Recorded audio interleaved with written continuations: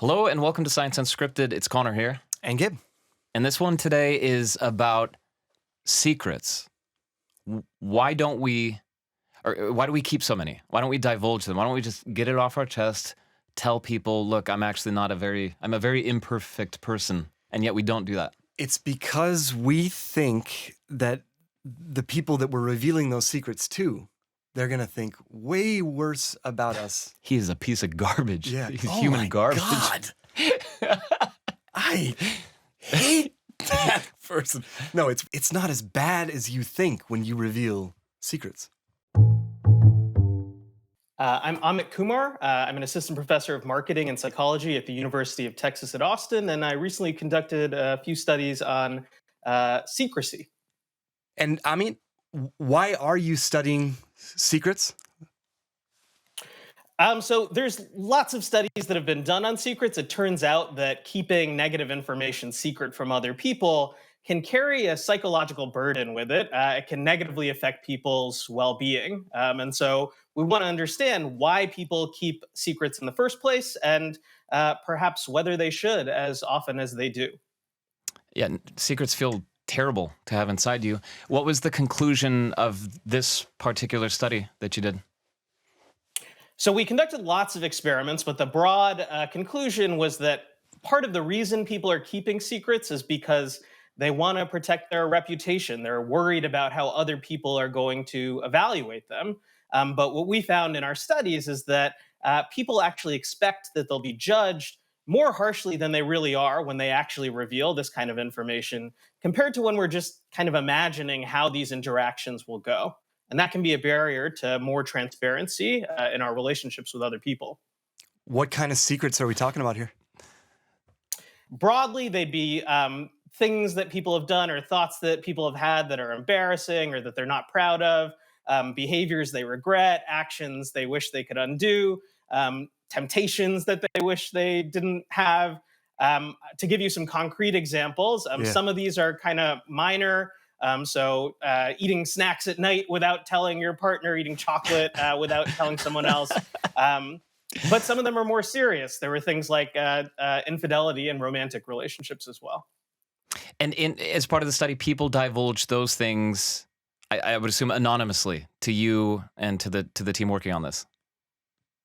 So what was, I think, perhaps most interesting about our study is we had them reveal their secret to someone else, not just to us, so that we could find out how they were actually judged by another person when they revealed it. We need to know how people really feel when a secret is revealed. And who the other person was ranged across our experiments. I think that's actually kind of interesting. Sometimes it was to a stranger, somebody that had never met you before, that was just learning this information about you. Sometimes it was to your romantic partner, in fact, the closest people in your life. So we had strangers, we had spouses, we had friends, people in between.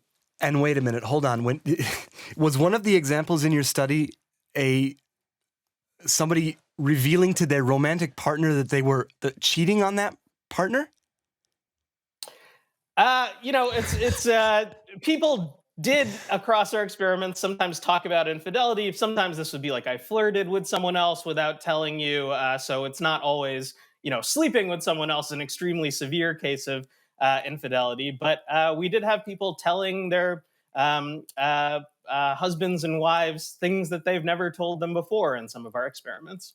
And across the board, the consequences of revealing that secret weren't as bad as the people revealing the secret thought they were going to be?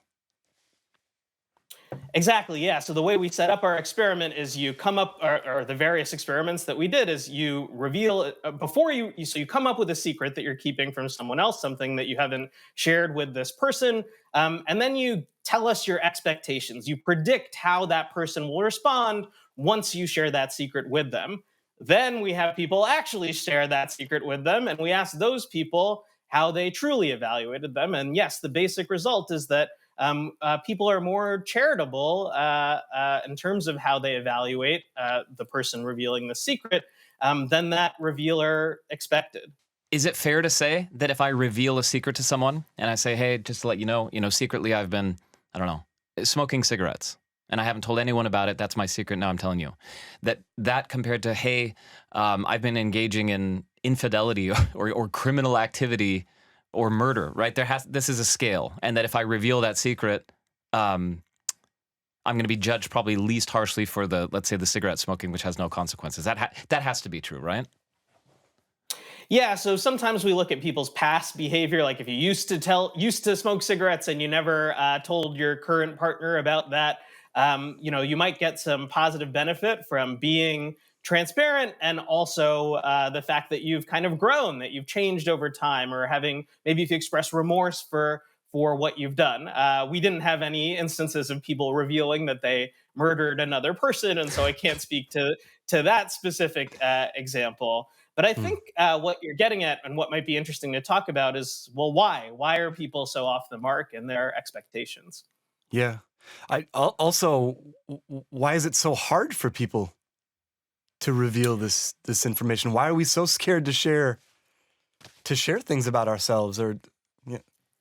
It turns out that when we're a potential revealer, we're primarily focusing on sort of the negative aspects of the information that we're conveying. What's the thing that we did that we were keeping secret? What we're not fully taking into account is that we're also revealing positive things about ourselves from that act of revelation, that we are an open person, that we're an honest person, that we trust the person that we're revealing this information to, that we're willing to be vulnerable. Those are all positive attributes that also come out when you're revealing something negative. So if I reveal a secret to someone, obviously the quality of my character might drop because I've told someone I in the past have done something bad, or I'm still doing something bad. And yet my honesty levels kind of mitigate that, because, or in the sense of them viewing me, hey, Connor is an honest person. I can trust this guy. He might have done some bad stuff or is still doing it, but I can trust him. He's honest.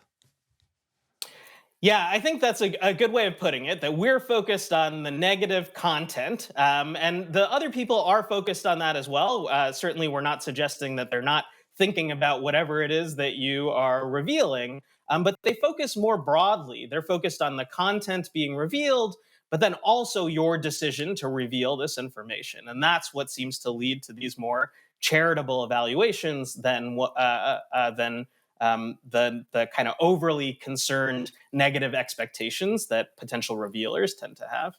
Does your research lighten the psychological load of keeping a secret inside me? Is that the whole, not point of it, but one of the results of it? If I know it's okay to divulge more of these secrets, which, they weigh on you. I don't know how you measure that, but they weigh on you inside you, that more people are more likely to do that, and hence we're less psychologically burdened.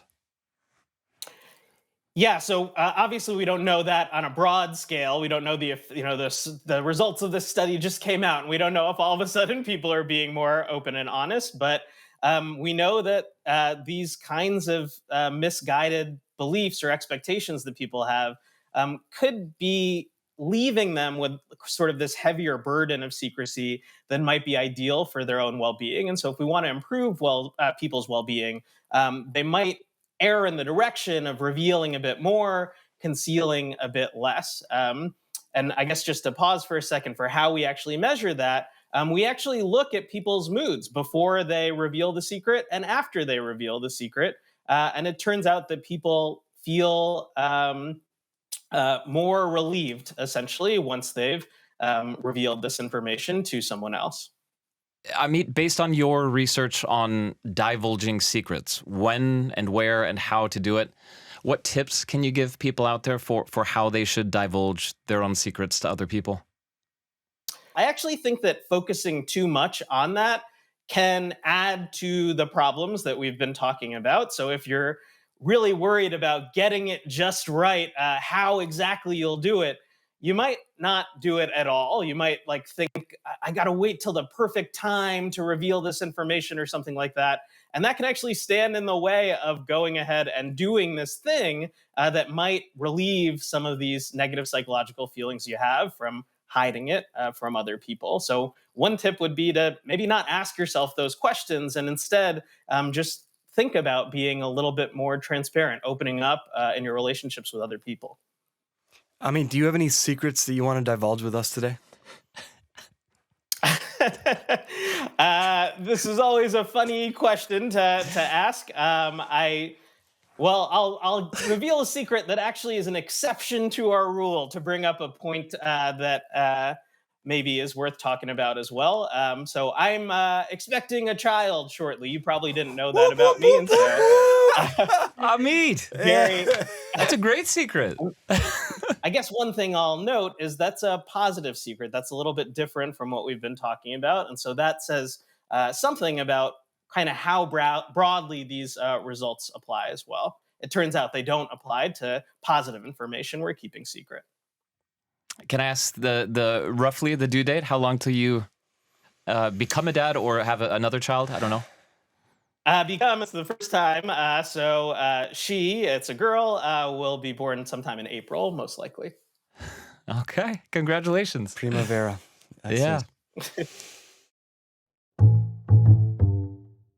That was Amit Kumar speaking to us from Austin, Texas, the University of Texas at Austin. And what I know, because Gabe, you hinted at this earlier, is that you've got a secret that you're gonna.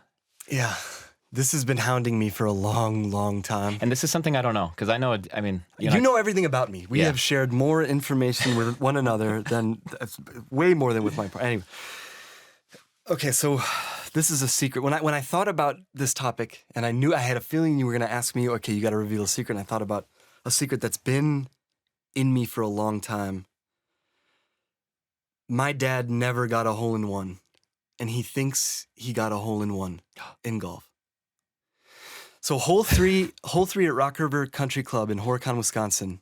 It was really cold that day. It was snowing. Yeah. And we teed off on hole 3, and it's near the parking lot. So he went to get the car because we were going to quit and drive home. Yeah. He hit a 4-iron right into the wind, right at the pin. Right? The ball was going straight at the pin. And I went... And then he walks off to the car. He goes to the car. You walk he over. goes to the car, drives up, and picks me up. And I was jumping around, screaming, "You got a hole-in-one! You got a hole-in-one, Dad! The ball was in the hole." But you'd found it somewhere else, and you walked it over. It was 50 yards over the green. He never got a hole-in-one. He thinks he got a hole-in-one.